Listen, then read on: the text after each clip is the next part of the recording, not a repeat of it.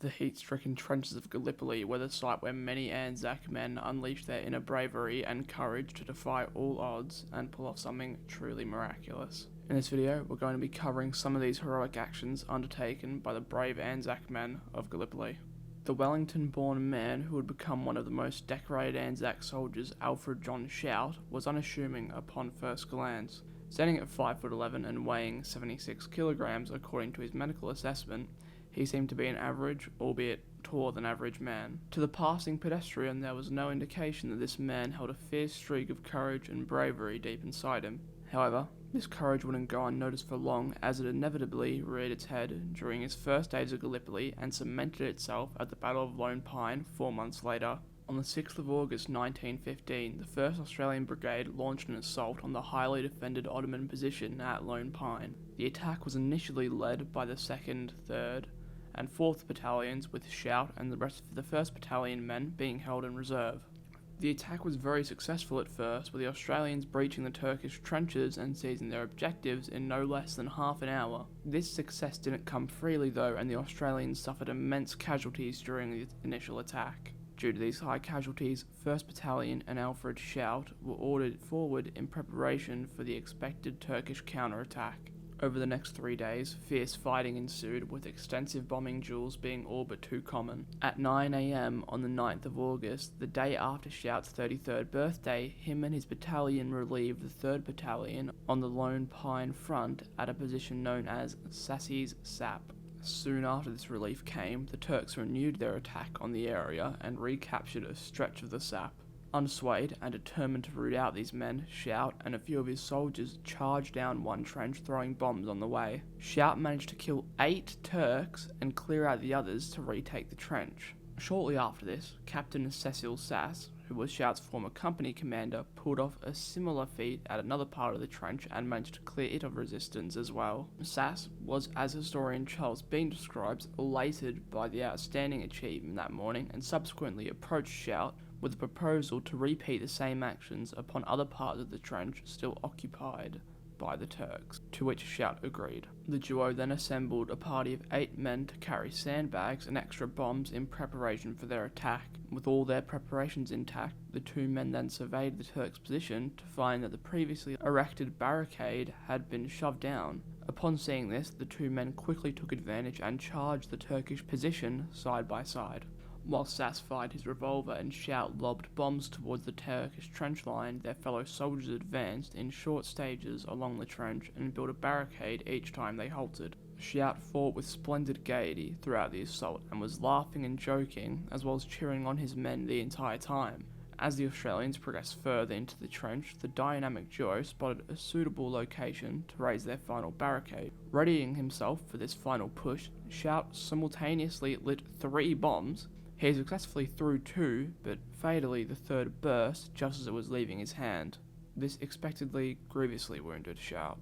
The explosion incinerated his right hand and part of the left, destroyed his left eye, cut his cheek, and caused burns to his chest and leg.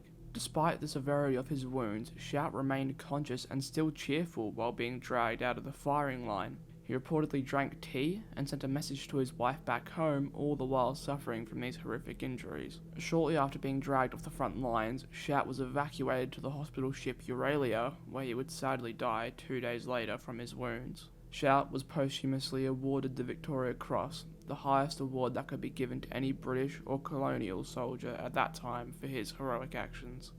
The next man I'm going to be covering in this video, Alexander Burton, who would also become infamous for his brave actions at Lone Pine, was similarly an ordinary, unassuming young man prior to his service during World War I. Standing at almost 5'10" and weighing 66 kilos, he didn't stand out physically or mentally from the average man of his age.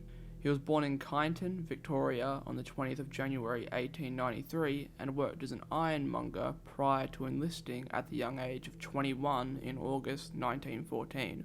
Burton's battalion landed at Gallipoli on the 25th of April 1915, some 2 months after the campaign had started. Burton would not reach the front lines until a week later, however, due to being sick when his battalion first landed. He would make up for his late arrival though when he was promoted to the rank of Lance Corporal on the 10th of July 1915 for having volunteered and taken part in the dangerous forcing of Saphead D-21 in the face of the enemy.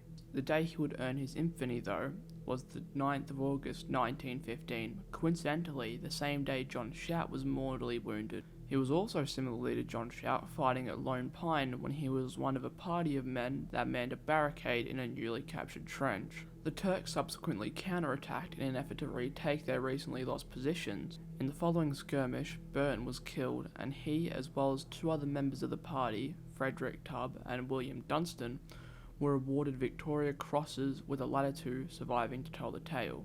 Burton's Victoria Cross was announced on the 15th of October 1915, some 2 months after his death, and the citation giving more information into how he died reads as follows. For most conspicuous bravery at Lone Pine Trenches on the 9th of August 1915. In the early morning, the enemy made a determined counterattack on the centre of the newly captured trench held by Lieutenant Tubb, Corporals Burton and Dunstan, and a few men.